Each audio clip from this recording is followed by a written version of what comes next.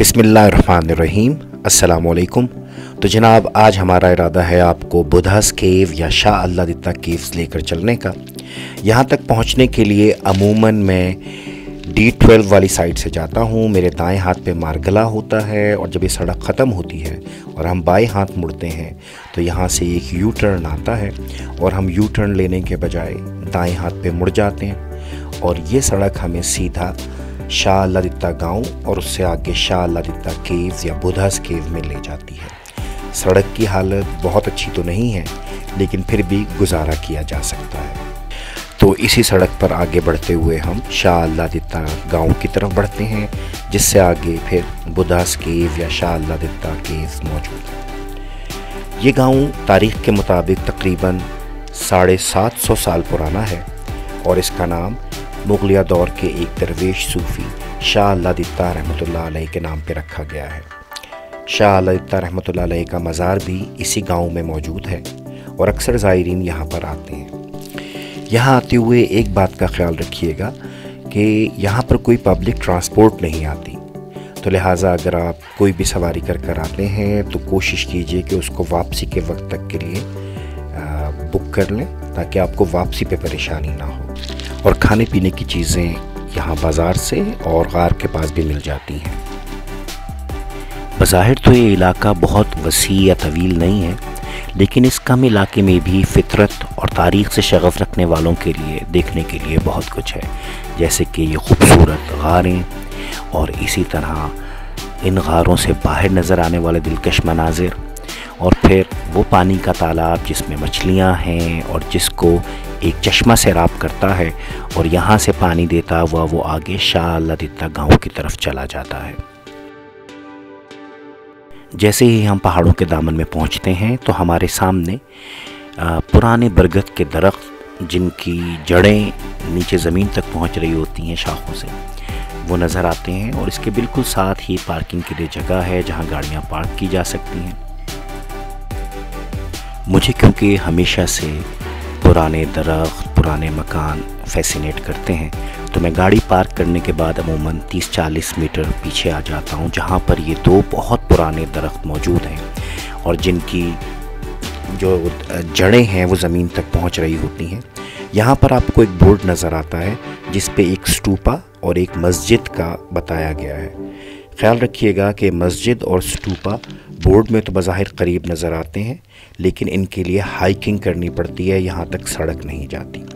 जब हम इन दरख्तों के दरमियान में खड़े होते हैं तो हमें सामने ही शाह अल्लादित्ता केव्स का जंगल नज़र आता है, दरख्त नज़र आते हैं और वहाँ से आता हुआ पानी का चश्मा नज़र आता है, जो दरअसल मारगला से निकल रहा है और फिर ये मछलियों के एक तालाब को, जिसका भी हम जिक्र करेंगे, सैराब करता हुआ यहाँ आता है और यहाँ से आगे शाह अल्लादित्ता गांव की तरफ रवाना हो जाता है।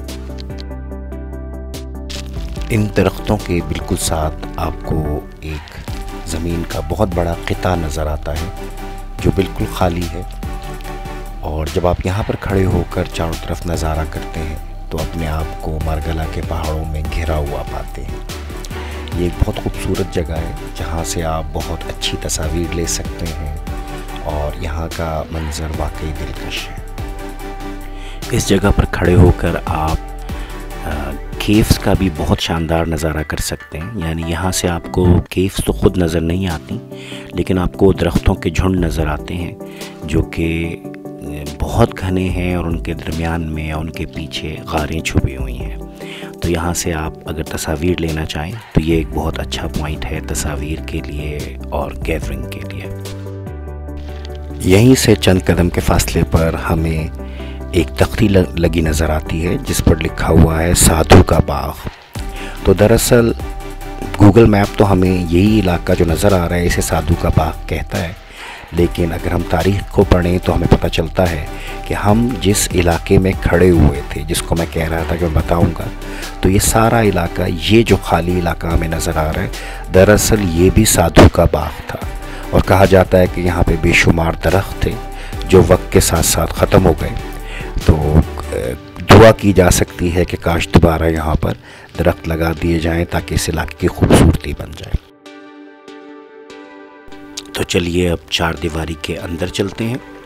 जो ही हम इस चार दीवारी में आते हैं तो सबसे पहले हमें पानी के चश्मे की रास्ता नज़र आता है, जो कि दरअसल सामने ही मौजूद तालाब से आ रहा है और तालाब में ये पानी कुदरती चश्मे से आता है। यहाँ पर खड़े होकर अगर हम अब दाएं और बाएं देखें या सामने देखें तो हमें पुराने दरख्त नज़र आते हैं और इन्हीं दरख्तों ने तमाम गारों को कवर किया हुआ है या उनके आगे आए हुए हैं। यहाँ पर आपको पगडंडियाँ मिलेंगी, कुछ सीढ़ियाँ मिलेंगी, मुख्तलिफ़ रास्ते हैं। तो हम आपको ये तमाम गारें और ये तमाम रास्ते ये सब आपको एक एक करके दिखाते हैं।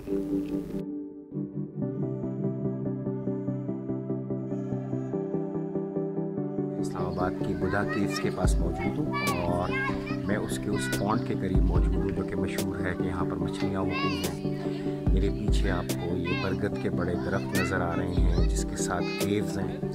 अभी हम आपको वहाँ पर भी लेकर चलेंगे। यहाँ पर इस तालाब के अंदर तमाम ये मौजूद हैं मछलियाँ। नीचे तालाब तक पहुँचने के लिए सीढ़ियाँ हैं और इन सीढ़ियों के ज़रिए आप पानी की सतह तक जा सकते हैं। तो जब हम नीचे उतरे तो हमने देखा कि इस तालाब में छोटी छोटी ग्रे कलर की बहुत मछलियाँ थीं और उसके अलावा रंग बिरंगी बड़ी मछलियाँ भी थीं जो कि इस तालाब को खूबसूरत बना रही थीं। इस तालाब की अपनी बनावट भी बहुत खूबसूरत है। एक तरफ से मरगला के पहाड़ों से निकलने वाला चश्मा इसको ताज़ा पानी देता है और फिर वो पानी यहाँ से इस तालाब से बाहर निकल जाता है और आने वाले लोगों के लिए और बच्चों के लिए भी ये मछलियाँ और ये खूबसूरती बहुत दिलकश है।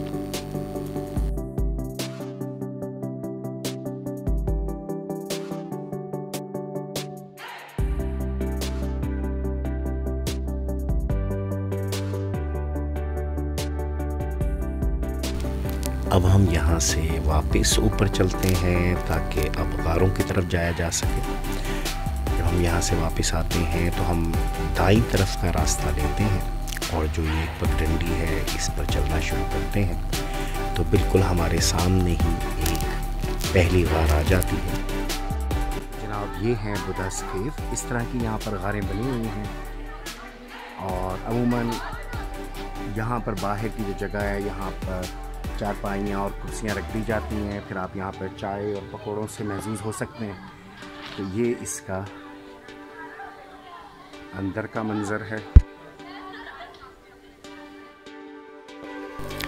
बज़ाहिर दूर से तंगो तारीख नज़र आने वाले ये गार जब हम करीब आते हैं तो ख़ासे कुशादा भी महसूस होते हैं और रोशन और हवादार भी।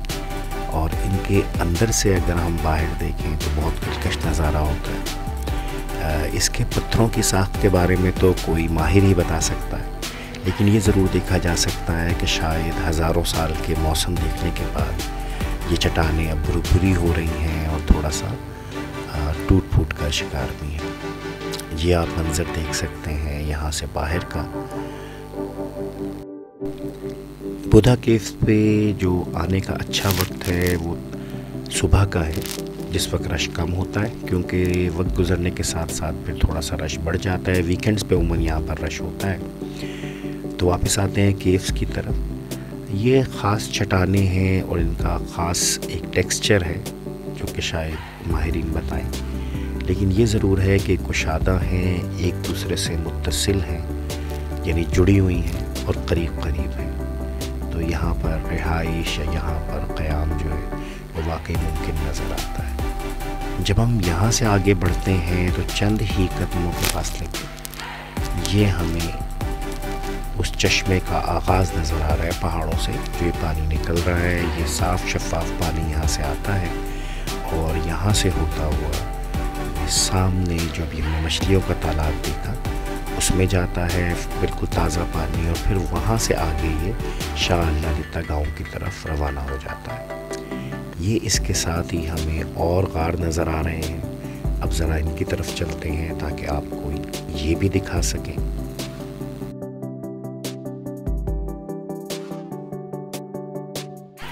ये भी एक खूबसूरत नज़ारा है और यहाँ पर तमाम गारें एक दूसरे से मिली हुई नज़र आती हैं और ये वो जगह है जो मैं जिसका जिक्र कर रहा था कि यहाँ से दरख्तों की जड़ें जहाँ ग्रे होती हैं और बहुत नीचे तक आती हैं, जो कि एक मुख्तलिफ सा मंज़र बनाती है।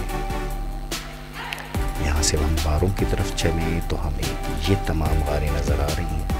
ये भी टूट टूट का शिकार हैं, लेकिन अभी भी बहुत बेहतर हालत में हैं और यकीनन इनको अब भी महफूज किया जा सकता है।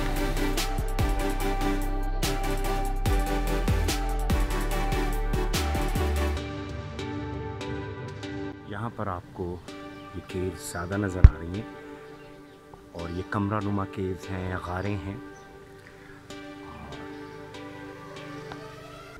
तमाम कुछ इस तरह से बनी हुई हैं कि यहाँ पे बारिश मौसम इनकी शिद्दत से बचा जा सकता था। और यकीनन जैसा कि बताया जाता है कि रात को आराम के लिए या क़याम के लिए इसका इस्तेमाल होता था।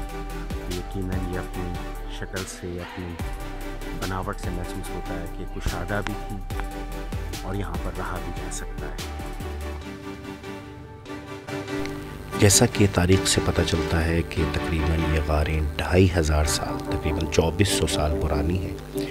और सबसे पहले ये जो इसके बारे में तारीख़ बताती है कि बूथ्स जो मॉन्क्स होते हैं वो यहाँ पर चिल्ला कशी करते थे, यहाँ पर चिल्ला काटते थे, क्योंकि ये ऐन उस रास्ते में है जो टेक्सिला के हज़ारों साल पुराने जो शहर था और जो वहाँ पर दुनिया की पहली यूनिवर्सिटी जूलिया है, सिरकप जूलिया, उसके रास्ते में ये आता है। तो यहाँ पर पहले बुद्धिस्ट जो थे, उनके मॉन्क्स जो थे वो यहाँ पर अपनी इबादत करते थे और उसकी निशानी के तौर पे कहा जाता है कि गार के अंदर कुछ ऐसे चराग मिट्टी के और उसके अलावा दरख्तों के ऊपर कपड़ों के टुकड़े बंधे होना, धागे बंधे होने की निशानियाँ मिलती हैं। फिर उसके बाद जो हिंदू मज़हब के मानने वाले साधु थे, उन्होंने भी यहाँ पर अपने मज़हब की इबादत की। और फिर मुग़ल दौर के करीब इन्हीं गारों में सूफ़ी और दरवेश जो थे, मुस्लिम दरवेश, उन्होंने यहाँ पर इबादत की, चिल्ला कशी की। तो ये गारें इस लिहाज से इन तीन मज़ाहिब के साथ ज़्यादा जुड़ी हुई हैं। और जो सबसे अहम बात है वो ये है कि ये एक ऐसा रूट है जो कि काबुल से आने वाले अफराद के लिए हिंदुस्तान में जो दाखिल होते थे, ये रास्ता था। ये शेर शाह सूरी ने जो रास्ता इख्तियार किया वो भी यही रास्ता है। सिकंदर आज़म भी यहाँ से गुज़रा। तो लिहाजा ये बहुत अहम एक रूट है और ये रास्ता यकीनन क़याम के लिए भी इस्तेमाल होता था, क्योंकि कहा जाता है कि शायद कभी यहाँ पर गेट भी थे, इन गारों के आगे दरवाज़े भी लगाए गए थे जो कि रिहाइश का या यहाँ पर क़याम का भी एक बताता है अपने बारे में।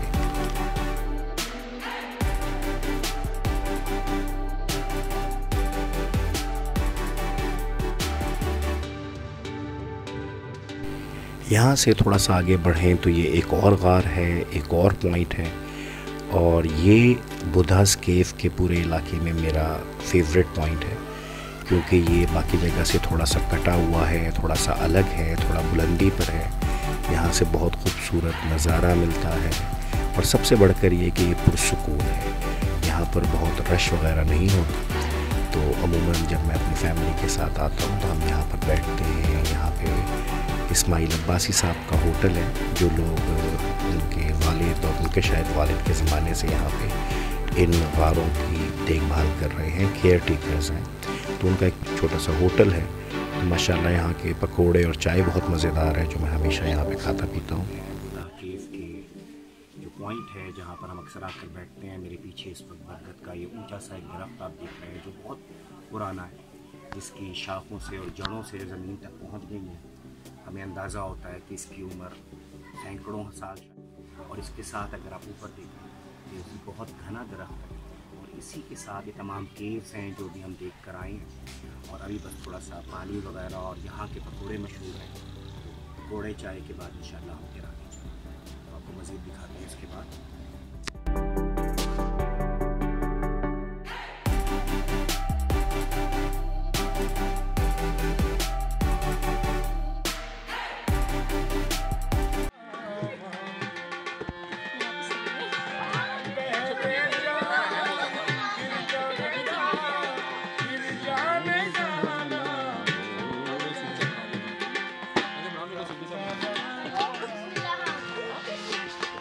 ये वाला गाना ख़ास तौर पे मुझे डेडिकेट किया गया है, इसलिए मैं इसकी पूरी क्लिप बना रहा हूँ।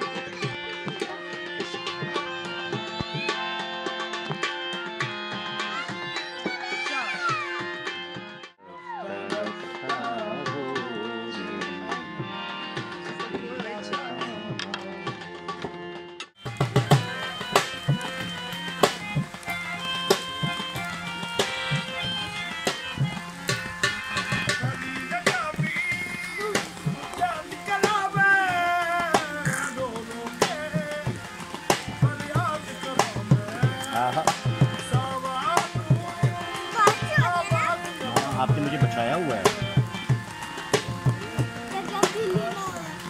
तो कह लो